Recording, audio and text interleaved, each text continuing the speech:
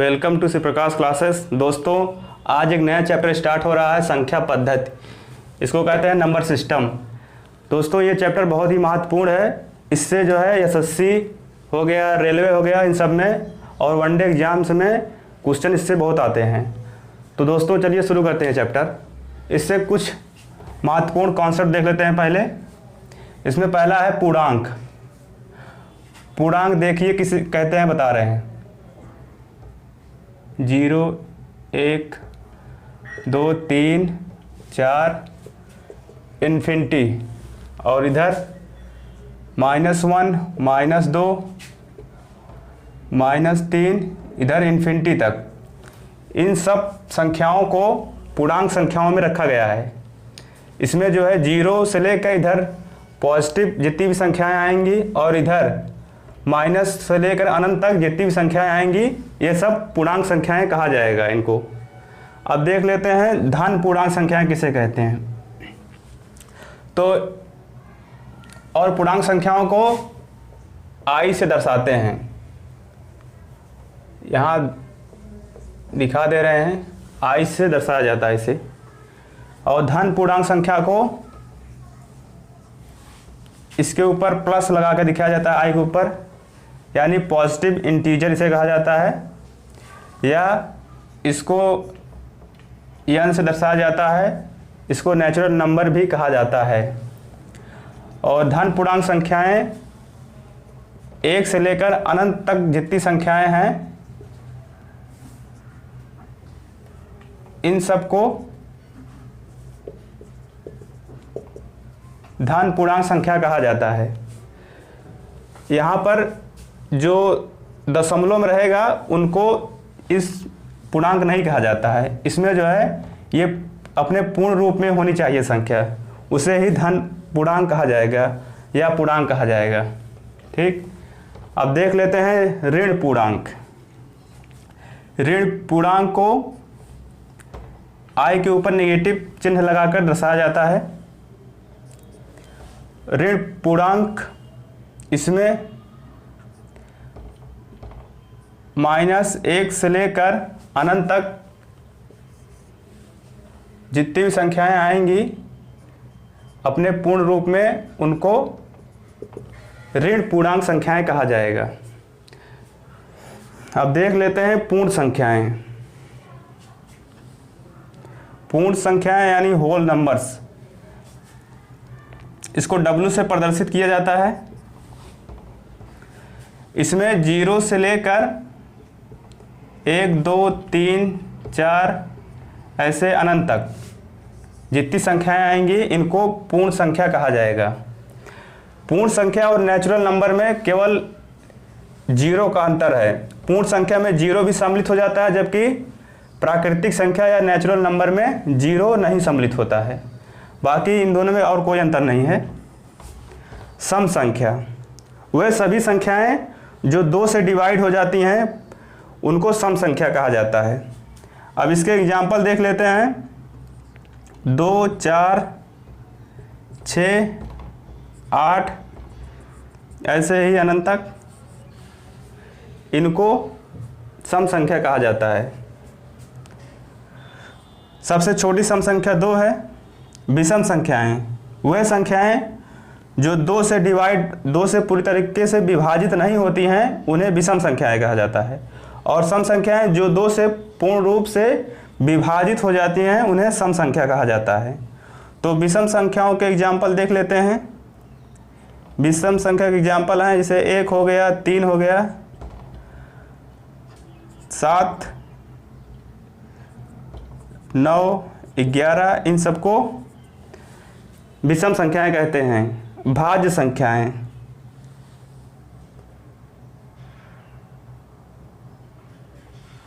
भाज्य संख्याएं और अभाज्य संख्याएं। अब आइए देखते हैं भाज्य संख्याएं। भाज्य संख्याएं वह संख्याएं हैं जो एक तथा स्वयं के अलावा किसी और संख्या से भी विभाजित हों, तो उसे भाज्य संख्या कहा जाता है। जैसे इसका एग्जाम्पल देख लेते हैं। 4 हो गया, 6 हो गया, तो ये जो है ये स्वयं से विभाजित हो रही है और 1 से भी विभाजित हो रही है और उसके अलावा जो है अतिरिक्त किसी संख्या से भी विभाजित हो रही है, जैसे ये 2 से भी विभाजित हो रही है 4। ठीक, तो ये हो गया भाज्य संख्याएं। अब देखते हैं अभाज्य संख्या। अभाज्य संख्याएं वह संख्याएं होती हैं जो एक और स्वयं से विभाजित होती हैं, एक और स्वयं से विभाजित होती हैं।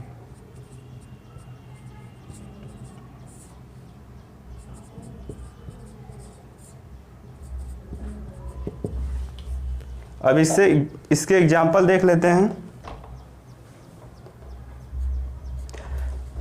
इसका एग्जाम्पल 2 हो गया, 3 हो गया, 5 हो गया, 11 हो गया, 7 भी है। ये सब अभाज्य संख्याएं हैं। तो सबसे छोटी अभाज्य संख्या अगर पूछ लिया एग्जाम में, सबसे छोटी अभाज्य संख्या,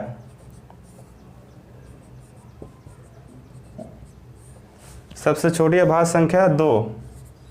उसके बाद सेकंड स्मॉलेस्ट अभाज्य संख्या हो जाएगी 3। उसके बाद 2 अंक की सबसे छोटी अभाज्य संख्या 11।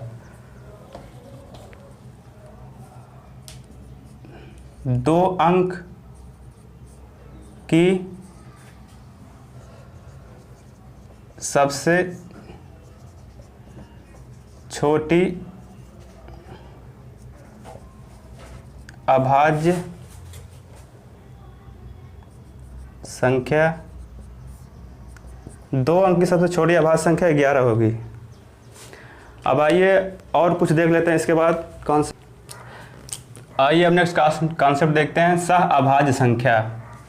सह अभाज्य संख्या वह संख्या होती है जिसमें 2 संख्याओं का युग्म जो है आपस में विभाजित नहीं होता है। जैसे देख लेते हैं, ये 2 संख्याएं हैं, ये आपस में विभाजित नहीं होंगी। जैसे 2 और 4 हो गया, ये दोनों ये 4 जो है 2 से विभाजित है, तो ये अभाज्य संख्या, सह अभाज्य संख्या नहीं है। और देख लेते हैं, जैसे 3 और 9 हो गया, तो 3 से 9 विभाजित हो रहा है, तो ये भी सह अभाज्य संख्या नहीं है। तो 2 और 3 हो गया और 2 और 7 हो गया, तो इसमें दोनों संख्याएं आपस में विभाजित नहीं हो रही हैं, तो इस प्रकार की संख्या को सह अभाज्य संख्या कहा जाता है। ठीक, और इन 2 संख्याओं का आपस में HCF यानी महत्तम समापवर्त 1 होना चाहिए। तो यहाँ पर इन सब का महत्तम समापवर्त 1 है, या यहाँ पर महत्तम समापवर्त 1 नहीं है। ठीक, तो सह अभाज्य संख्याएं ये हो गया कॉन्सेप्ट इसका। अब देख लेते हैं परिमेय संख्याएं। परिमेय संख्याएं वह संख्याएं हैं जिन्हें P/Q के रूप में लिखा जा सकता है। यहाँ पर कंडीशन ये है, Q का मान 0 नहीं होना चाहिए, नॉट इक्वल टू 0। परिमेय संख्याएं वह संख्याएं हो गई। और इसके एग्जाम्पल देख लेते हैं। इसके एग्जाम्पल हैं, जिससे 2/5 लिख लीजिए, यहाँ पर 7/9 लिख लिया गया। तो इस प्रकार की संख्याएं परिमेय संख्याएं हो गई। अपरिमेय संख्याएं देख लेते हैं। अपरिमेय संख्याएं वह संख्याएं होती हैं जिन्हें P/Q के रूप में नहीं लिखा जा सकता है। इनको P/Q के रूप में नहीं लिखा जा सकता।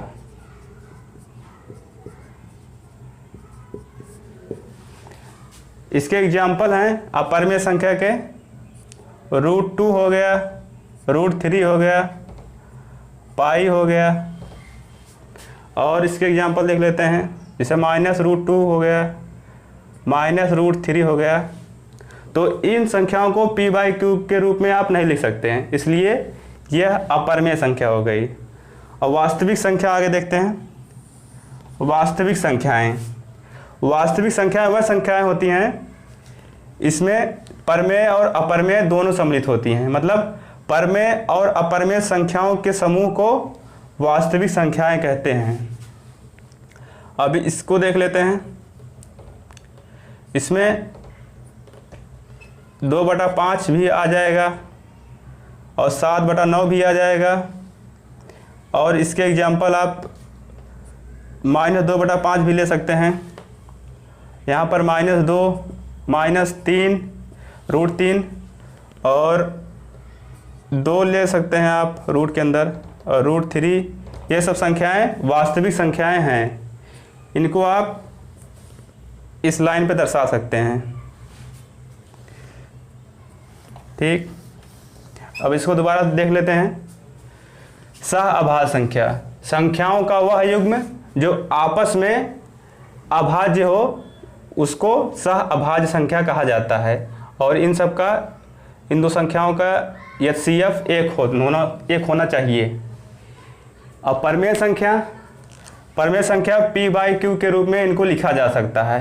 और यहाँ पर Q का मान 0 नहीं होना चाहिए। इसके एग्जाम्पल 2/5, 7/9 इत्यादि। अपरमेय संख्याएं P/Q के रूप में नहीं लिखी जा सकती। इसके एग्जाम्पल दिए गए हैं, √2 हो गया, √3 हो गया इत्यादि।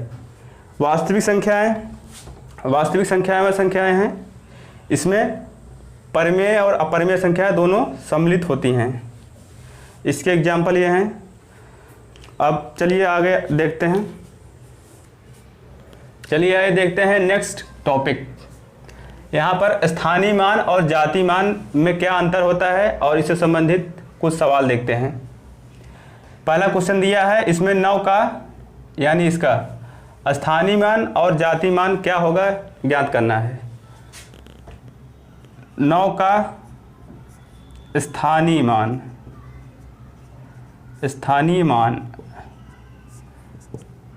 तो 9 का स्थानीय मान अगर कहा रहता है तो उसके बाद जितने भी अंक रहते हैं 9 को लिखने के बाद उतना 0 लगा दिया जाता है। तो 9 के बाद 3 संख्याएं हैं तो यहाँ पर 3 0 लगा दिया जाएगा। तो ये हो गया 9 का स्थानीय मान। अब देखते हैं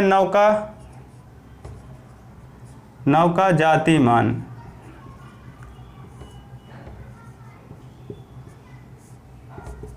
तो 9 का जाति मान कहा जाएगा, केवल 9 ही हो जाएगा। अगर यहाँ पर इस क्वेश्चन में पूछा होता 6 का स्थानीय मान तो 6 लिख लिया जाता, उसके बाद जितनी भी संख्याएं हैं उतना 0 लिख दिया जाता। तो यहाँ पर 1 2 3 4 संख्याएं हैं तो ये 6 का स्थानीय मान हो गया। अगर 6 का जाति मान पूछा जाएगा तो 6 का जाति मान केवल 6 ही हो जाएगा। ये दोनों में अंतर है। स्थानीय मान को इंग्लिश में प्लेस वैल्यू और जाति मान को इंग्लिश में फेस वैल्यू कहा जाता है। अब आइए देखते हैं दशमलव पे, इसमें अगर दशमलव लगा दिया जाए तो इसका कैसे आप निकालेंगे स्थानीय मान और जाति मान। क्वेश्चन दिया है यहाँ पर इस संख्या 8 का स्थानीय मान और जाति मान ज्ञात करना है। तो सबसे पहले जिसका पूछा रहता है वो संख्या लिख लेते हैं, उसके बाद जितनी संख्याएं रहेंगी उतना 0 लिख दिया जाएगा। इसके बाद 9 है, उसके बाद दशमलव लग के उसके बाद 3 संख्याएं हैं तो यहाँ पर अगर 0 लगा दिया, फिर उसके बाद अगर दशमलव लगा के 3 0 लिखेंगे तो इसका कोई मतलब नहीं निकलेगा। इसलिए आप 8 और 0 मतलब 80 लिख सकते हैं। 8 का स्थानीय मान 80 हो जाएगा। और यहाँ पर 8 का जाति मान तो केवल 8 ही हो जाएगा। अगर यहाँ पर 7 का पूछ लेता स्थानीय मान तो आप 7 लिख लेते। उसके बाद यहाँ पर 2 संख्याएं हैं, 2 लिख लेते। तो ये इसका 7 का स्थानीय मान हो जाता। 7 का जाति मान 7 ही हो जाएगा। ठीक, आइए अब नेक्स्ट क्वेश्चन देखते हैं। इस क्वेश्चन में दोनों 5 के स्थानीय मान के बीच अंतर क्या होगा ज्ञात करना है। मतलब इस 5 और इस 5 के बीच स्थानीय मान इसका निकालना है और इसके बीच अंतर निकालना है। तो यहाँ पर इस 5 का स्थानीय मान हो जाएगा 5 और उसके बाद 1 0 लगेगा क्योंकि इसके बाद दशमलव लगा है, ठीक। और यहाँ पर हो जाएगा इसका इसको आप लिख सकते हैं 10 की घात 1 और यहाँ पर माइनस में वो भी, और यहाँ पर इसको आप 5 को लिख सकते हैं 10 की घात -2 और यहाँ पर 10 की घात -3 और यहाँ पर 10 की घात -4 क्योंकि दशमलव जो है 4 अंक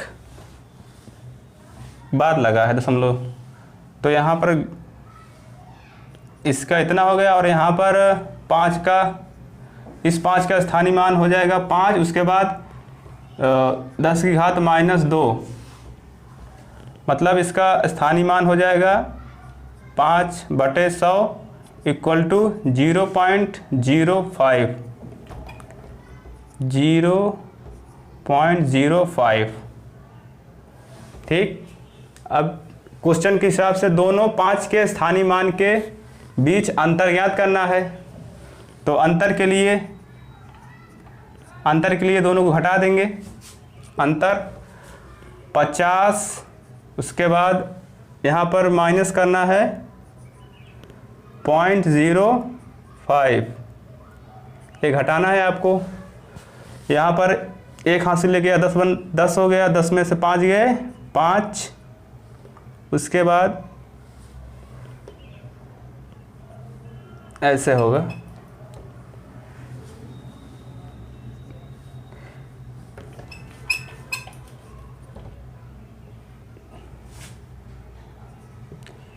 जीरो 5, उसके बाद आप घटाएंगे।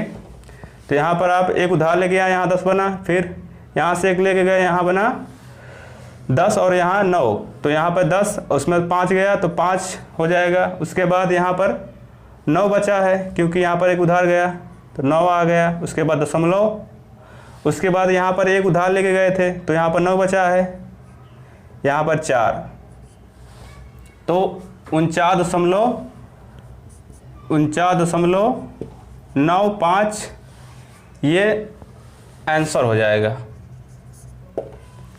अब आइए इसको दोबारा समझ लेते हैं। यहाँ पर इस 5 का स्थानीय मान 50 हो गया और यहाँ पर इस 5 का स्थानीय मान 0.05 और इन दोनों का जो अंतर निकाला गया 49.95 आ गया, तो यही आंसर हो जाएगा। अब क्वेश्चन देखते हैं दूसरा। इसमें दोनों 9 के स्थानीय मान के बीच अंतर ज्ञात करना है। तो यहाँ पर इस 9 और इस 9 के स्थानीय मान पहले निकालना है, फिर उनका अंतर निकालना है। तो इस 9 का स्थानीय मान हो जाएगा 9, उसके बाद 2 अंक है तो 2 0, और यहाँ पर 9, उसके बाद यहाँ पर देखेंगे कितना अंक बाद दशमलव लगा है, तो 3 अंक बाद लगा है तो 10 की घात -3 से आप डायरेक्ट इसमें गुणा कर सकते हैं, या तो आप ऐसा लिखेंगे 10 की घात -1, यहाँ पर 10 की घात -2, 10 की घात -3। अगर इस तरफ आप लिखेंगे तो 10 की घात 1 नहीं, 10 की घात यहाँ पर 0 होगा, उसके बाद 10 की घात यहाँ पर 1 होगा, यहाँ पर 2 होगा, ऐसे आगे होगा।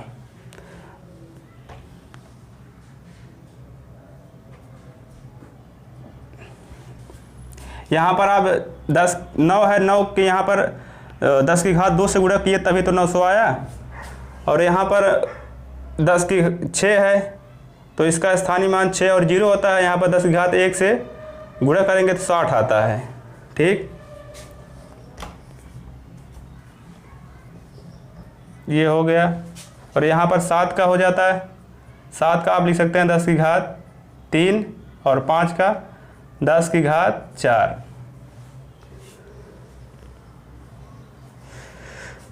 तो यहाँ पर आप 9 में 1000 से भाग देंगे तो आ जाएगा 9, उसके बाद यहाँ पर 3 अंक पहले दशमलव लग जाएगा और इसका अंतर निकाल लेंगे।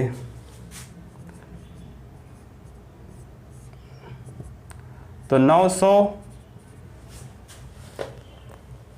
उसके बाद अंतर निकालना है तो 0.09 ऐसे बना लेते हैं। फिर यहाँ पर एक हाथ से लेके आएंगे, यहाँ 10 बनेगा, यहाँ से फिर एक ले जाएंगे, यहाँ पर 10 हो जाएगा, यहाँ 9 हो जाएगा, और यहाँ पर फिर ले जाएंगे, यहाँ 10 हो जाएगा, यहाँ पर 9 हो जाएगा, फिर यहाँ पर ले जाएंगे, यहाँ पर 10 हो जाएगा, यहाँ पर 9 हो जाएगा, फिर यहाँ पर ले जाएंगे, यहाँ पर 10 हो जाएगा, यहाँ पर 9 हो जाएगा। तो यहाँ पर घटाएंगे, 10 में से 9 गए, 1 आ जाएगा। यहाँ पर 9 बचा है तो 0 है नीचे, इसलिए 9 हो जाएगा। यहाँ पर भी 9 बचा है, दशमलव, यहाँ पर 9 बचा है, यहाँ पर भी 9 बचा है, यहाँ पर एक उधार लेके गए तो यहाँ 8 हो गया था, तो 899 और 0.991 ये आंसर हो जाएगा आपका। तो दोनों 9 के स्थानीय मान के बीच अंतर 899.991 ये आंसर हो जाएगा। दोस्तों यहाँ पर इसको समझ लेते हैं, कुछ लोगों को समझ में नहीं आया होगा ये कैसे लिखा गया है। तो अगर यहाँ पर -3 लिखा रहता है तो इसको आप नीचे ले जाएंगे तो इसकी घात प्लस में हो जाती है, ठीक। तो इसको आप लिख सकते हैं, जितनी घात रहेगी वहाँ पर उतना 0 लग जाएगा 1 लिखने के बाद। ऐसे यहाँ पर है, यहाँ पर 5 × 10 की घात -2 है, तो 5 बटे यहाँ पर नीचे ले जाएंगे तो ये घात प्लस में हो जाएगा और यहाँ पर 2 0 हो जाएगा। अगर यहाँ पर 5 और × 10 की घात 2 होता तो इसको आप ऊपर लिखेंगे क्योंकि यहाँ पर ऊपर पॉजिटिव है, ठीक। दोस्तों आज का वीडियो यहीं तक रखते हैं। अगर आप लोगों को ये वीडियो अच्छा लगा हो तो लाइक करें, शेयर करें, सब्सक्राइब करें। धन्यवाद दोस्तों।